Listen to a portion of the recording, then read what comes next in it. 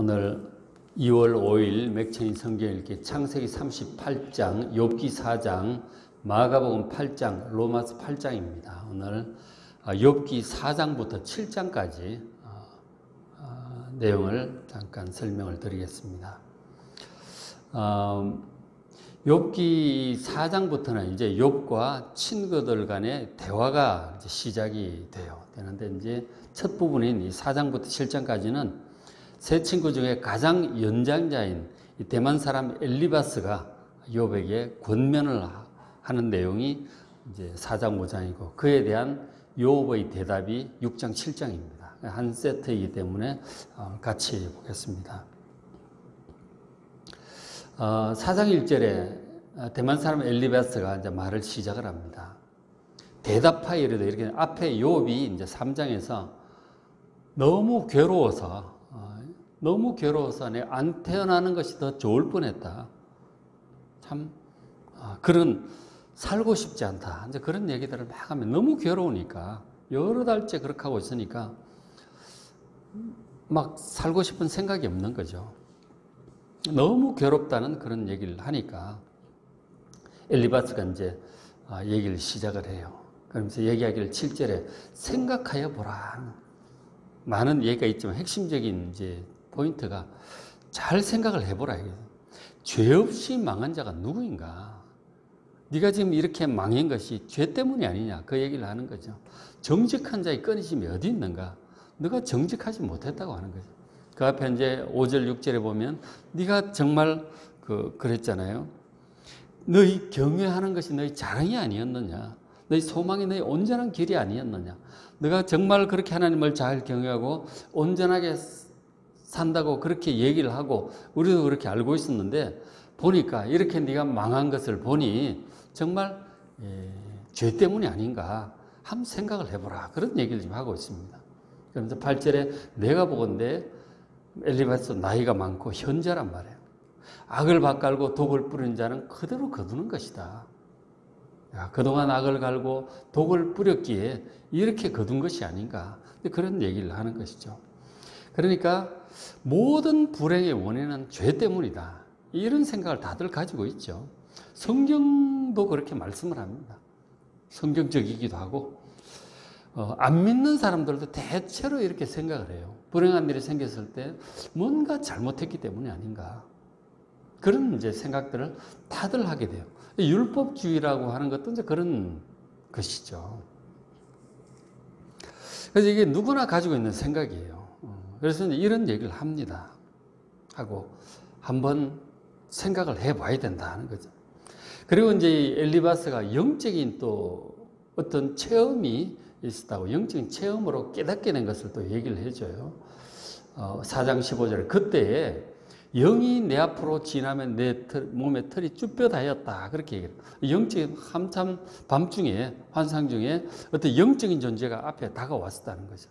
그러면서 그 형상이 자기에게 이제 말을 하는 거예요. 16절에 내가 조용한 중에 한 목소리를 들으니 우리가 어떤 소리를 마음의 소리랄까 꿈에서도 이제 음성을 듣기도 하고 환상 중에 음성을 듣기도 하고 뭔가 무슨 소리를 듣는 것 같은 그런 영적인 체험 비슷한 것을 할 때가 있죠. 그때 이제 그가 하는 말이 어떤 영적인 존재가 하나님이라고 생각을 하는 거죠. 엘리바스가.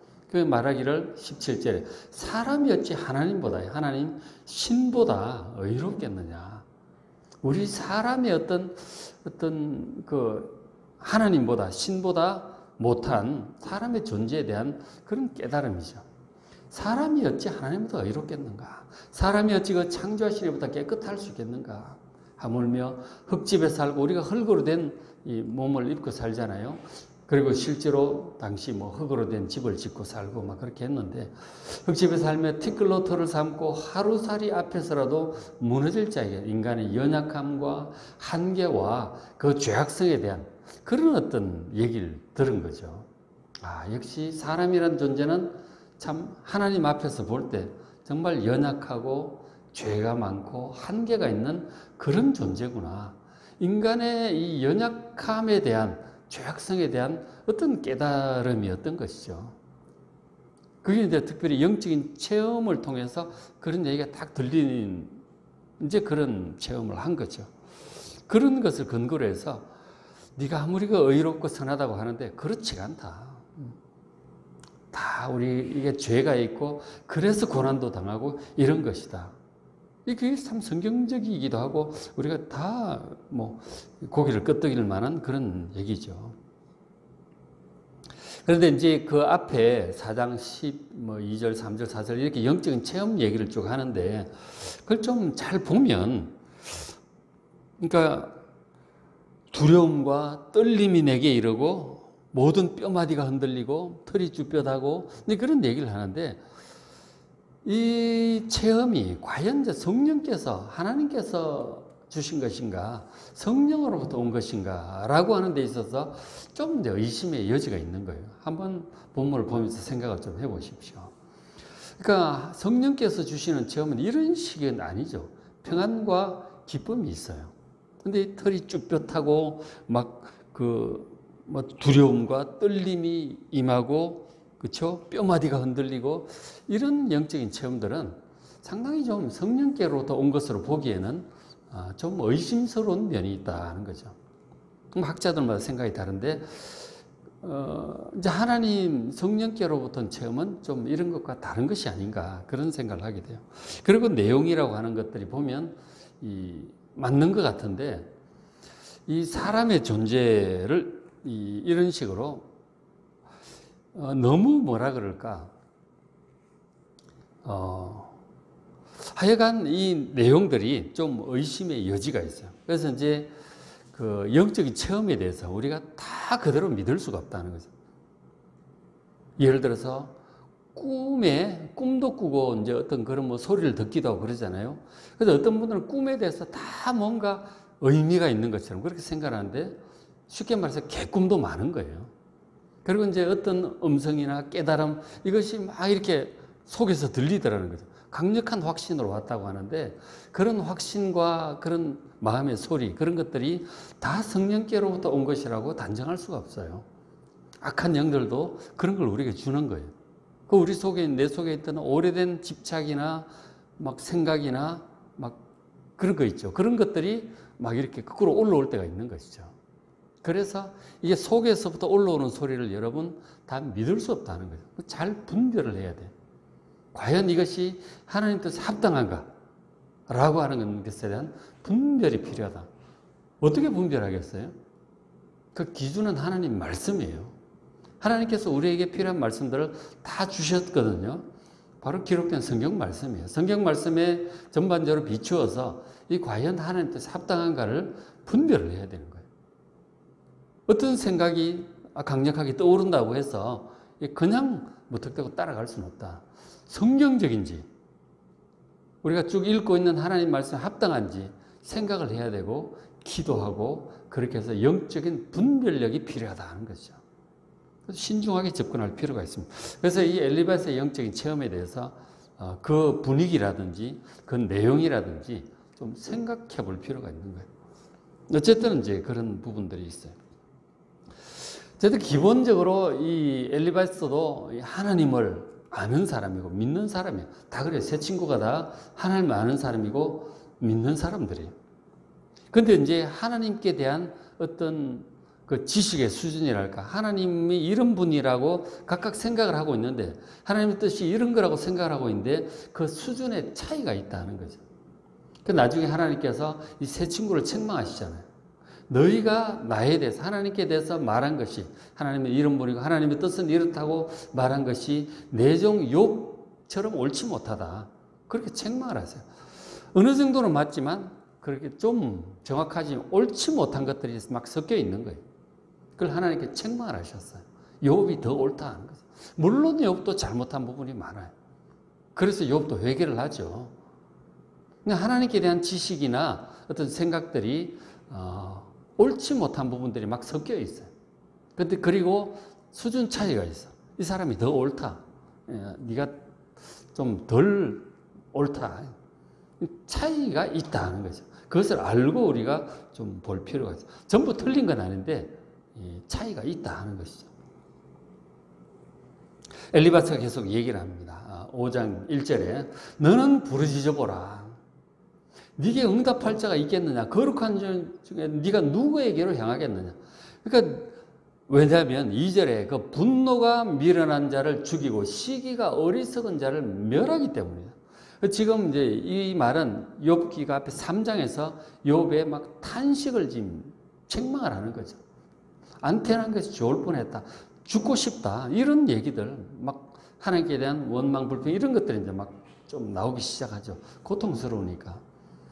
그런 분노 계속 그렇게 하면 이 막 자기 자신에 대한 분노라든지 하나님께 대한 뭐 분노, 원망 이런 것들이 있단 말이에요. 상황에 대한 분노 이런 것들이 있잖아요. 너무 힘드니까 그런 거죠.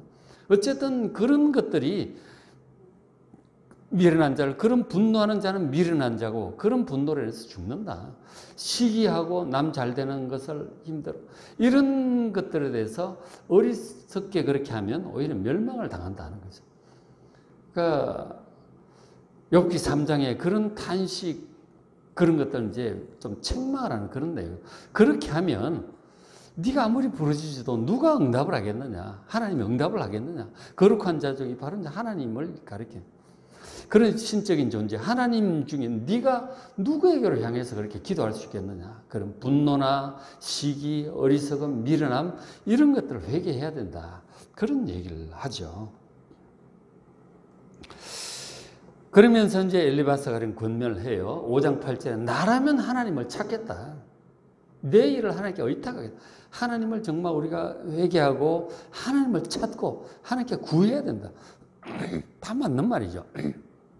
17절에 하나님께 징계받는 자에게는 복이 있다. 지금 이것은 하나님의 징계라는 측면이 있다는 거죠. 이것은 오히려 그렇게 고통스럽고 나쁜 것만이 아니라 하나님의 징계라면 이유가 있을 것이고 회개하고 또 그렇게 가면 또 회복이 되지 않겠느냐. 그래서 그런 정도는 전능자의 징계를 업신여기지 말라. 전능하신 하나님의 징계인데 그걸 업신여기지 말라. 18절 하나님은 아프게 하시다가 싸매기도 하시고 이제 아프게 하는 건 하나님께서 하시는 거다. 또 회개하고 하나님 찾고 그렇게 하면 하나님 다시 싸매 주실 거다. 상하게 하시기도 하는데 잘못할 땐 책망도 하고 징계도 하시는 거죠. 근데 회개하고 돌아가면 하나님께 다시 고쳐주신다. 굉장히 좋은 말이죠. 그죠? 아주 옳은 말들이에요. 그래서 이제 이런 얘기를 하는데 뭐 어떻게 보면 흠잡을 데가 없죠. 이 엘리바스의 말은 참 옳고 다 죄 때문에 생긴 일이고 사람은 연약하고 죄악성이 있고 그리고 뭐 그런 심한 말들 뉘우쳐야 되고 그런 식으로 얘기하면 하나님 안 듣는다. 겸손하게 하나님의 징계를 업신여기지 말고 겸손하게 받아들이고 오히려 이게 복이 될 수도 있다. 아프게도 하시지만 진정으로 회개하고 구하고 하면 싸매기도 하실 것이다. 아주 좋은 말들이죠. 자, 그런데 이에 대해서 욥이 뭐라고 지금 대답을 하는가? 욥의 얘기를 들어봐야 될 거 아니에요. 그죠? 6장, 7장. 자, 6장 1절에 욥이 대답을 합니다. 대답하여 이르되 나의 괴로움을 달아보며 나의 파멸을 저울 위에 모두 놓을 수 있다면 바다의 모래보다 무거울 것이다. 내가 얼마나 고통당했는지 너희들이 지금 알고 있느냐. 여러 달째 이렇게 하고 있다고 하는. 지금 뭐 욥이 아픈 거 소문이 나고 멀리 있는 친구들이 소식을 듣고 또 오고 여러 달 지난 일이에요. 벌써 여러 달 되니까 이제 이렇게 됐죠. 그래서 욥이 그동안 당한 이 고통, 다 재산 다 날라가고 뭐 아내도 욕하고 막 떠나고 무슨 애들 다 죽고 몸에 피부병 막 기와장으로 긁고 앉아있고 밤에 잠도 못 자고 소망이 없는 거죠. 근데 끝났죠. 인생이 끝난 거예요. 너무너무 고통스러우니까 나의 이 괴로움, 나의 파멸, 저울 위에 놓을 수 있다면 바다 모래보다 무거울 거다. 얼마나 내가 힘들고 고통스러운 줄 아느냐. 친구들 하소연하는 거죠. 그래서 나의 말이 좀 경솔했다. 아니면 인정을 하는 거죠. 너무 내가 좀 말이 심했다라고 하는 것을 경솔했다고 하는 것을 욥이 인정을 해요. 너무 고통스러워서 사람이 너무 힘들다 보면 그것이 계속되다 보면 사람이 그렇게 되는 거죠. 그 지혜롭고 참 의롭고 한마디 한마디 말 조심하는 그 욥이 이렇게까지 된 데는 너무너무 고통스러운 시간이 길다 보니까 사람이 이렇게 되는 거죠. 그 3장에는 그렇게 탄식을 하고 안 태어난 게 좋을 뻔했다, 죽는 것이 좋겠다 이런 얘기를 하지만 1장, 2장에 보시면 그 막 일들이 터질 때 애들이 죽고 막 재산 날아가고 일들이 터질 때 주신 분도 하나님이시고 가져가신 분도 하나님이시고 내가 알몸으로 와서 알몸으로 가는데 하나님을 찬양한다고 그렇게 얘기를 해요. 원망하지 않습니다. 근데 그런 걸 딱 당했을 때 기본 그 속에 믿음이 있는 거예요. 보통 사람 그렇게 할 수 있겠어요? 정말 믿음이 좋은 사람이고 하나님 두려워할 줄 아는 사람이고 경건한 사람. 모든 것을 하나님 다스리시고 하나님께서 가져가시는데 어떻게 하겠어요? 받아들이는 거죠. 원망하지 않았어요. 그런데 이게 여러 달 계속되니까 막 죽겠다는 거죠. 너무 그러니까 바다보다도 무거운 무게의 고통을 지금 느끼고 있다는 거 아니에요. 너무 고통스럽다는 얘기를 합니다. 그래서 욥이 6장 8절에 그러죠. 나의 소원을 하나님이 허락하길 원한다고 그러면서 어떤 소원을 가지고 있냐. 지금 9절에 이는 곧 하나님이 그의 손을 들어 나를 끊어버리실 것이라. 내 생명을 좀 거두어 주셨으면 좋겠다는 거예요. 스스로 죽을 수는 없죠. 그건 욥도 잘 알고 있습니다. 지금 힘들면 자살하고 그렇게 하는데 결코 그렇게 해서는 그것은 용서받을 수 없는 죄악이에요. 살인죄입니다. 다른 사람 죽이는 것만 살인이에요. 자기 죽이는 것도 살인이에요. 결코 그럴 수는 없습니다. 하나님께서 목숨을 거두어 주셔야 갈 수 있는 거예요. 하나님이 내 목숨을 좀 거두어 주셨으면 좋겠다. 너무 고통스러우니까. 소망도 없는데 살아서 뭐 하겠어요? 하나님께서 내 목숨 좀 거두어 주셨으면 좋겠다. 그런 소원 지금도 가지고 있어요. 괴로우니까. 자, 그런데 욥이 그런 얘기를 합니다. 10절에 그러할지라도 내가 오히려 위로를 받고 기뻐하는 것은 내가 거룩하신 이의 말씀을 거역하지 아니하였습니다. 내가 이 하나님의 이 말씀들 거역하지 아니하였고 정말 의롭고 경건하고 바르게 잘 살았다. 내가 이렇게 해서 이제 내 생명이 끝난다 할지라도 내가 하나님 보시기에 최선을 다했다고 지금 욥이 그런 얘기를 하고 있는 거죠. 다만 너무 괴롭고 소망도 없으니까 목숨을 거두어 주셨으면 좋겠다는 거죠. 그러나 그동안 살아왔던 것에 대해서 후회가 없어요. 부끄럽지 않게 살았어요. 그 친구의 말과는 반대죠. 네가 무슨 숨은 죄가 있기에 이렇게 망하고 고통을 재앙을 당하는 거 아니냐. 회개하고 하나님 구하고 그 일반적으로 맞는 말인 것 같아요. 욥은 내가 정말 최선을 다해서 정말 하나님 보시기에 의롭고 경건하게 사느라고 살았다. 너희가 생각하는 것처럼 내가 그렇게 죄가 있어서 망했다고 하는 그 말을 내가 받아들일 수 없다고 하는 거예요. 받아들일 수가 없다고 하는 거예요. 그러면서 또 그렇게 얘기를 하죠. 13절에 나의 도움이 내 속에 없지 아니야. 나의 능력이 내게서 쫓겨나지 아니하이나. 이제 내가 능력도 없고 스스로 어떻게 할 수가 없다. 내가 스스로 이 상황을 타개할 힘도 없고 이제 능력도 없고 이제 시간이 흘러가면 난 이렇게 죽겠지. 난 능력이 없어 이제. 자, 그런 상황이고 14절에 낙심한 자가 비록 전능자를 경외하기를 저버릴지라도 그의 친구로부터 동정을 받느니라. 지금 내가 낙심했고 그래 너무 힘들다 보니 하나님이 경외하는 것도 이제 못하겠다는 거예요. 그러니까 막 원망 불평도 나오는 거죠. 예배드릴 막 기도할 힘도 없다는 거예요. 너무 고통스러우면 기도도 안 되잖아요. 예배 자리에 나올 힘도 없다는 거죠.